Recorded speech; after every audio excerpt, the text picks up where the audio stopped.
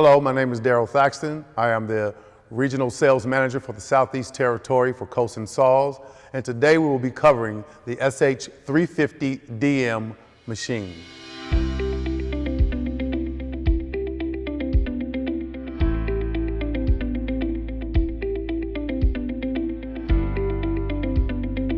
As you can see on this model here, all of our machines will come on a pallet, securely mounted to a pallet with bolts in all corners to hold the machine steadfast to the pallet. The machine will come completely wrapped and covered on a pallet such as this.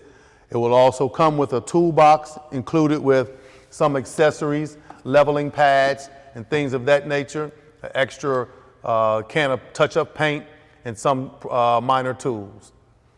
It'll also come with a material stop device. This material stop device is very easy to install. The instructions are in our manual, so once you get the machine, you can see the manual for easy instructions of the mounting of your material stop. Once you receive the machine, COSN does ask that you have a licensed electrician bring the power to the machine to make sure that the phasing is right. The proper electrician will know what that means in getting that machine properly connected.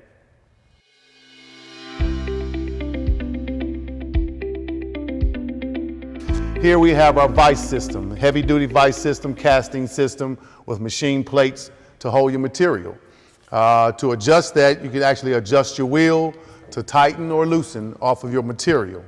You can actually lock your vising in place with the locking device that we have mounted here. Okay? To move your saw bow, to move your vising, depending on what direction you're going to be mitering in, we do have the capabilities of releasing a quick release switch mounted here to move your vise back and forth in that direction, depending on which side you're mitering on. Okay? All right, next I'm going to go into the machined work bed that this is setting on for easier travel, smoother travel, and precise movement. That machine surface is also allotted to the work bed and all your vising area. The work bed is the part that actually swivels. The vising stays still. So if you wanted to actually move your saw into a mitering position, this is your release for your mitering to turn the saw bow head.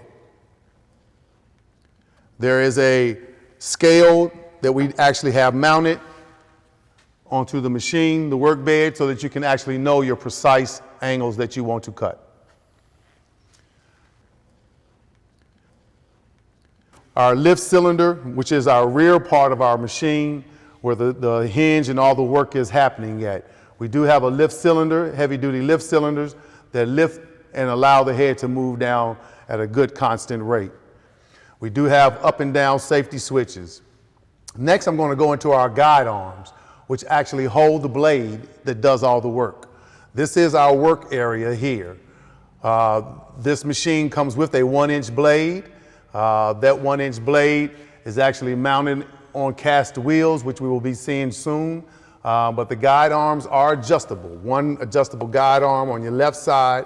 You loosen your quick release thumb screw, and you can move your guide arm as close to the material as possible. We ask that you keep it at least 2 to 3 inches away from the material for better rigid cut and straight cuts. Here the machine is equipped with flood coolant. What this flood coolant does is allow the coolant to come through the guide arm and actually disperse on both sides of the blade to enter into the cut. We can actually have valves where you can control the flow of that so that you do not create a safety hazard around the machine from splash off of the coolant. Next, I will talk about our 2-horsepower direct drive motor. This motor is adjustable and controlled by a VFD, variable frequency drive, so that you can actually adjust your blade speeds from the control panel, which we will go over later. On this side, we have what we call our tensioning device for our blade tension. This is very critical in cutting of any steel. You want to make sure that you have a straight, rigid, and firm enough blade to make it through your material straight and effectively. This is adjusted at the factory here when we inspect machines. We actually set it at its proper tensioning so that when it gets to the customer, it is already set at its proper tension, and the customer will know exactly during blade change which you would be using that, where to put that tension back to. In this area here that I'm discussing now, this is where we have our rigid casting wheels that our blade actually rides on. We do have a 5mm flange on our wheels to allow the blade to stay on that wheel at all times. While I'm back here, I'd like to kind of go over some of the blade changing steps that would need to be taken. First and foremost, most importantly, safety. Make sure that we have our proper PPE and there is no power or lockout, tag out if you have the proper equipment to use for that. We'd like to definitely lock out and tag out as best as possible. When changing your blade, you're going to actually release your tension on your blade tensioner device there. This wheel will actually move in towards the cut area, which will allow slack in your blade for easier removal. When removing your blade, before removing your blade, there are 2 covers that need to be removed. And these are safety guardings to protect everyone involved. This guarding here, these 2 bolts, remove those 2 bolts, you can remove that guarding. These 2 bolts, remove this small guarding here. Once that guarding is removed, you can actually remove your blade, replace your new blade on there, and in the reverse fashion, replace your guarding, replace all guardings back, close your door, and put your tension back on your blade. When you're testing the machine after a blade change, please make sure that all covers and guarding are back on the machine.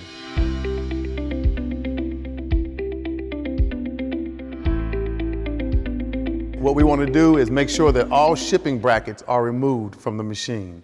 On this model machine, our shipping bracket is actually mounted to the table and will mount to the saw bow head to keep any movement from happening during transit. Once we make sure that and we verify that the shipping brackets are removed, we are ready to turn on power at this time. So what we would do is actually go to our main control disconnect, and we will actually turn on the power here. Once power is energized, you will have a power light, indicator light, letting you know that yes, power is coming to this machine. Once you get the power to this machine and your brackets have been removed, then you want to go and you want to release what we call our emergency stop button.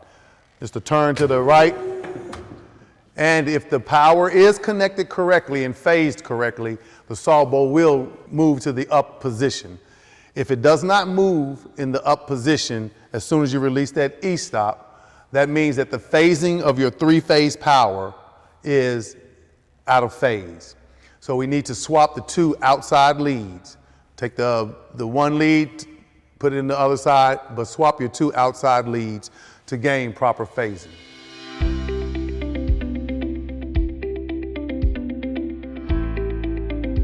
This is the panel that helps control the cutting and operation of this saw here.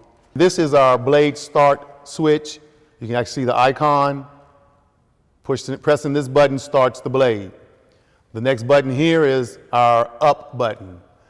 On this machine, this type model machine, the hydraulic circuit is only on demand.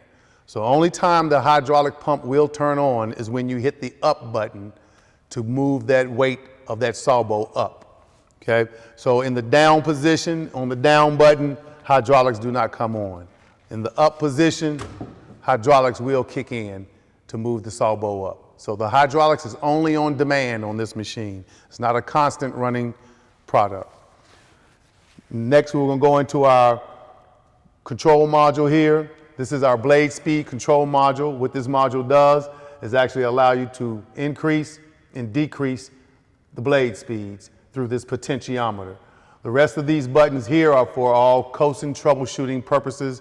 If need be, you contact COSIN service and we can actually take you through the steps and procedures if need be on those buttons as well. Next, we have our flow control valve. It is numbered off. These numbers are just a way of saying that, hey, it's dropping a little bit faster. They're only for reference. They don't mean 1 inch a minute, 2 inches a minute, 3 inches a minute. There's just numbers for reference on that. And that just allows the head to move at whatever rate you want to for that. This also helps with the feed of the sawbow head in reducing or increasing the weight depending on the types of material you're cutting. If you're cutting hard exotic materials, you want to have a lot of head weight. If you're not, you're cutting softer aluminums, you're going to want a lighter head weight on there. So this allows for increasing and decreasing the head weight of the sawbow.